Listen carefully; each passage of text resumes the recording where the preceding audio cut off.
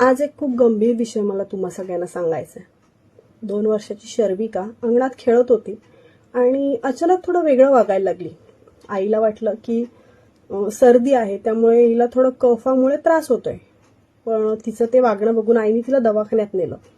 दवाखान्यात नेल्यावर डॉक्टरनी चेक केलं, तर डॉक्टरनीही तेच सांगितलं की कफामुळे तिला थोडा श्वास घ्यायला त्रास होतोय. डॉक्टरनी काही अँटीबायोटिक्स आणि सर्दीची औषधं दिली आणि तिला घरी पाठवलं. घरी आल्यानंतर आईने औषधं दिली. शर्विकाने उलटी केली.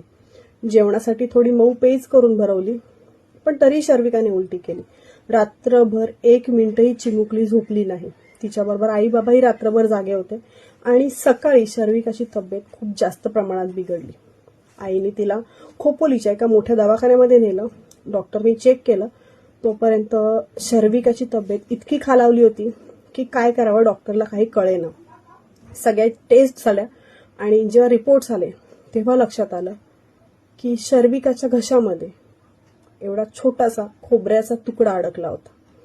आणि मग आईनी घरात किंवा त्या शर्विकाच्या मोठ्या बहिणीला जर विचारलं, तेव्हा शर्विकाची मोठी बहीण म्हणजे ती 4.5-5 वर्षाची, ती म्हणाली की हो मम्मा, आम्ही काल खेळत होतो ना, तेव्हा तू चटणीसाठी खोबरं काढलेलं ना, त्यातला तुकडा मी पण खाल्ल्यानंतर शर्विकानेही खाल्ला. आणि ही गोष्ट आईला माहितीच नाही.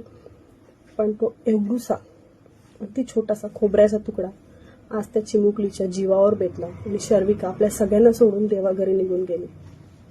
तुमच्याही घरी जर लहान मुलं असतील, आजूबाजूला लहान मुलं असतील, तर नीट लक्ष द्या, काळजी घ्या.